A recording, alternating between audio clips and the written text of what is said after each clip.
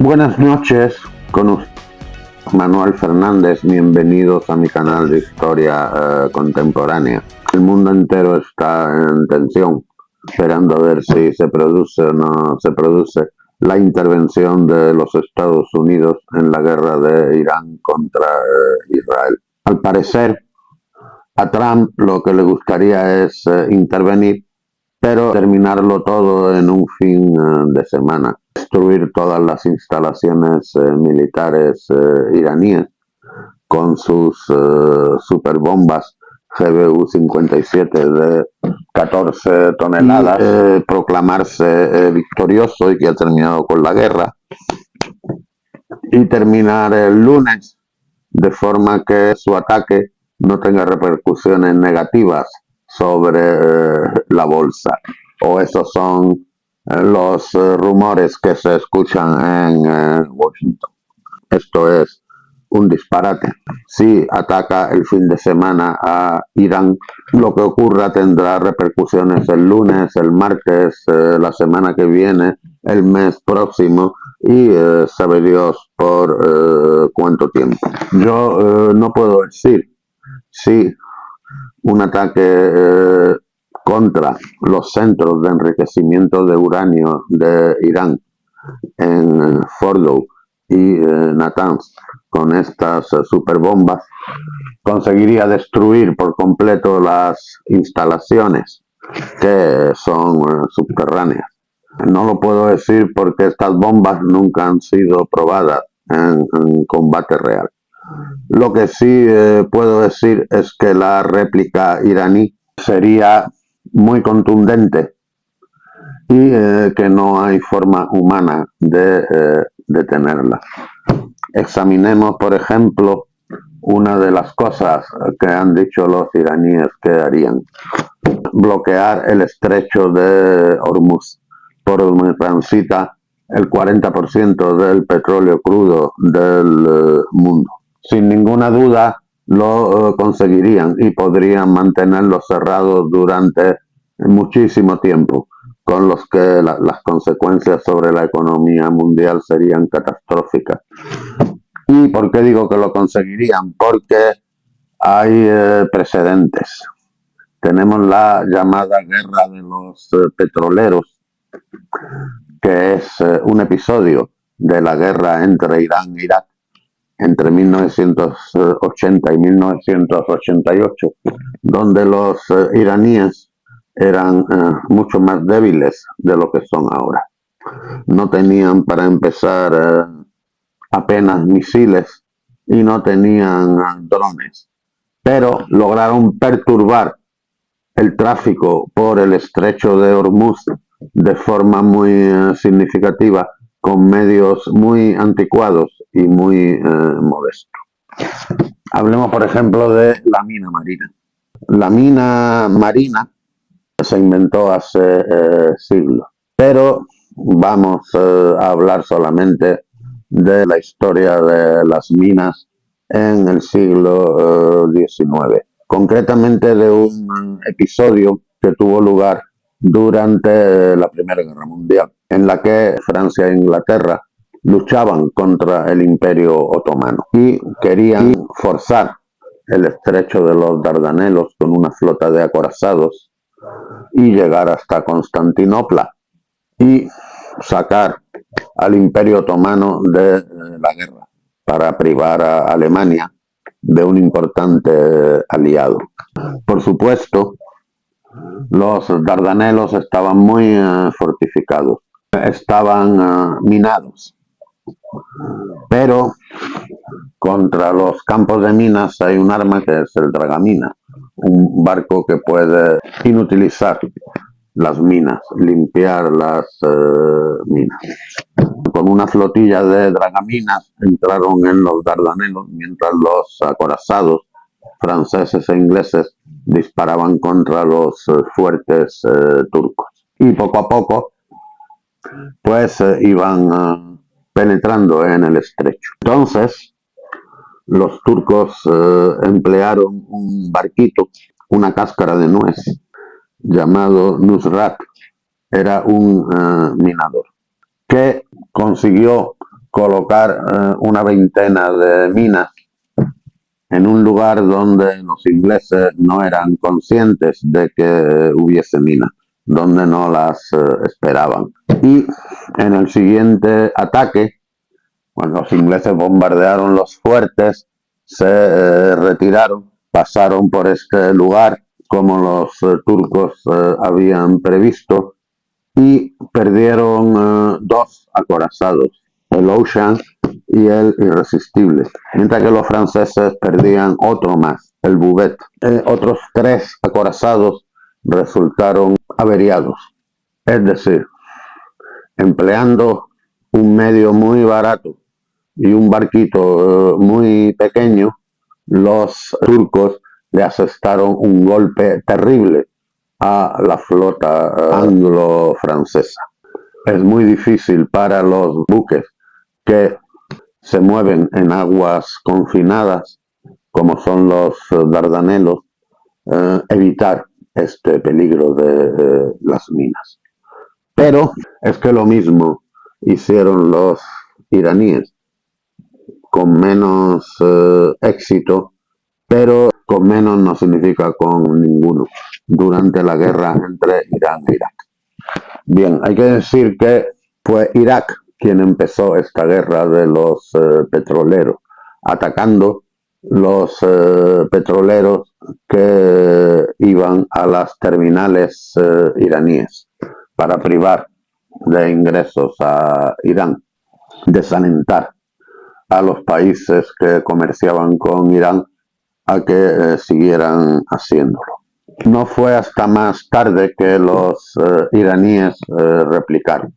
Los iraníes ganaron la batalla de Al-Faw, la península de Al-Faw, y con esto privaron a Irak de su acceso al mar, que era muy estrechito de todas formas. Así que los iraquíes llegaron a un acuerdo con Kuwait para exportar su petróleo a través de Kuwait.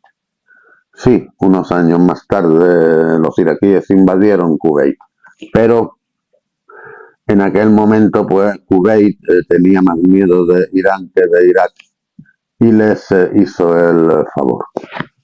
Entonces los iraníes comenzaron a atacar los petroleros kuwaitíes y los kuwaitíes tuvieron una idea genial. Propusieron a los americanos, toda su flota de petroleros, pues cambiarle la bandera, ponerle bandera americana, y así los iraníes no podían atacarlos si no querían arrastrar a Estados Unidos en la guerra. Estados Unidos, que por supuesto apoyaba a Irak, aceptó. Los petroleros americanos kuwaitíes empezaron a navegar escoltados por buques de guerra americanos. Y cuando el primer convoy estaba a punto de atravesar el estrecho de Hormuz, los iraníes, ¿qué hicieron? Fue lo mismo que los turcos. Es que cuando una cosa funciona, ¿para qué cambiarla? Entonces, un minador, que ni siquiera era un minador, era un buque de desembarco adaptado como minador, colocó unas cuantas minas en la ruta marítima del estrecho de Hormuz por la que tenía que pasar el convoy americano. Estas minas no eran minas de la Segunda Guerra Mundial ni de la Primera, eran todavía anteriores. Era un modelo que se empezó a fabricar en el año 1908, pero los americanos fueron incapaces de detectarlas. Y cuando el convoy pasó por allí, pues un petrolero, el Bridgestone, chocó con una mina. No se hundió. Averiado, consiguió llegar a Kuwait. Pero fue un éxito propagandístico tremendo para los iraníes, porque el capitán montó un escándalo y declaró a la prensa que 4 barcos de guerra que lo escoltaban habían sido incapaces de impedir que los iraníes minaran el estrecho de Hormuz y que habían asegurado que la ruta era segura y ni era segura ni nada, etcétera, etcétera. Los americanos más tarde consiguieron abordar al Irán Arsh, era el minador iraní. Lo capturaron. Bien. Pero muy poco tiempo después, una de sus fragatas, la Samuel B. Roberts, chocó con una de las minas que había colocado este barco. La Samuel B. Roberts, pues sufrió una vía de agua de 8 metros de diámetro, un agujero tremendo en el casco. Como había mucho barco americano por allí, pues consiguieron salvarla, consiguieron impedir que se hundiera, pero creo que pasó como 4 meses en dique seco, reparando los daños que había. Y estos dos casos así que me acuerde, pero hubo buques de varias nacionalidades, si no me equivoco uno de Liberia, buques con banderas de estas de conveniencia, que se hundieron a causa de chocar con otras minas. ¿Qué más medios utilizaron los iraníes contra la navegación en el Golfo Pérsico? Tenían unos cuantos misiles antibuque de fabricación china llamados Silkworm, es decir, gusanos de seda. Estos misiles tenían un alcance de 100 kilómetros o así, pero eran suficientes para alcanzar Kuwait desde la península de Fao. Pensemos que ahora los misiles que están disparando los iraníes contra Israel tienen un alcance mínimo de 1900 kilómetros. En aquel tiempo el Silkworm, que era un misil, como digo, chino, en realidad era un desarrollo de un modelo soviético anterior, eran lo mejor que tenían. Pero con estos misiles lograron impactar otro petrolero, el Sea Isle, creo, que cuando entró en aguas kuwaitíes, la escolta americana se separó de él y en ese momento fue alcanzado. Y no fue el único por estos misiles. ¿Qué más tenían los iraníes? Tenían las lanchas rápidas. Habían comprado una gran cantidad de embarcaciones ligeras a los suecos, creo, y les habían acoplado ametralladoras y cañoncitos de pequeño calibre. Con estas embarcaciones atacaban a los petroleros, disparaban sobre la cabina de la tripulación. Un petrolero lleva muy poca tripulación. Sí, conseguían poner fuera de combate a una cantidad suficiente de tripulantes. El barco tenía que cambiar de rumbo, tenía que refugiarse en el puerto más cercano. Sin embargo, hay que decir que los iraquíes atacaron muchos más barcos que los iraníes. Los iraquíes que estaban apoyados por todo el mundo, no solo por Estados Unidos y todos sus aliados europeos, sino también por la Unión Soviética, tenían medios más sofisticados de atacar los barcos, como por ejemplo el misil Exocet. Este es un misil aire-mar que se hizo famoso por los éxitos que lograron los argentinos en la guerra de las Malvinas usando este misil, pero que también fue utilizado por Irak en esta guerra de los petroleros. Bueno, pues un Mirage F1 iraquí un buen día disparó un misil Exocet contra un destructor americano, USS Stark. El Exocet impactó en el destructor y causó 37 muertos entre la tripulación. Es lo que se llama un caso de fuego amigo. Se supone que fue un error.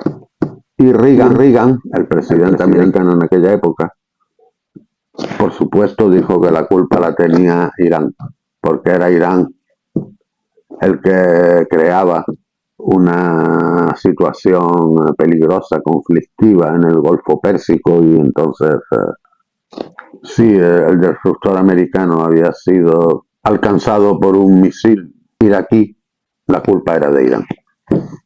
El destructor Escoró estuvo a punto de hundirse, pero pudo ser salvado in extremis. Estas pérdidas sufrió la Marina norteamericana. Habría, yo pienso, más de 200 ataques a petroleros y otros barcos durante la guerra Irán-Irak. A pesar de los medios tan modestos de que disponían los iraníes. Imagínense ahora que tienen misiles mucho más eficaces, como ya lo han demostrado en sus ataques a Israel, y que tienen drones de todos los tipos, drones de los llamados suicidas y drones que pueden disparar misiles contra buques, sin hablar de los drones navales. Los drones navales hemos visto que los ucranianos los han usado en varias ocasiones en el Mar Negro contra la flota rusa, y que también pueden ser muy efectivos.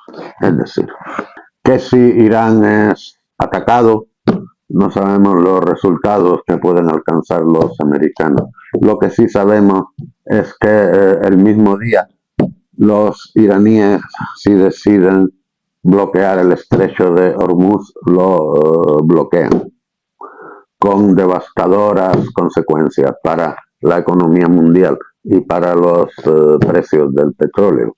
Y esta es solo una de las maneras que tienen de replicar los iraníes, y ni mucho menos la más inquietante, la más peligrosa. Yo espero que el señor Trump se lo piense muy requete bien antes de meterse y meternos a todos en camisa de 11 varas. Aunque puede que estoy diciéndose hablar por hablar, porque a la hora en la que ustedes vean este vídeo, Trump haya decidido lanzar la moneda al aire y atacar Irán. Esperemos que no, pero muy dentro del reino de lo posible. Esto ha sido todo por hoy. Les agradezco su atención. Si piensan que me merezco un me gusta, pues dénmelo.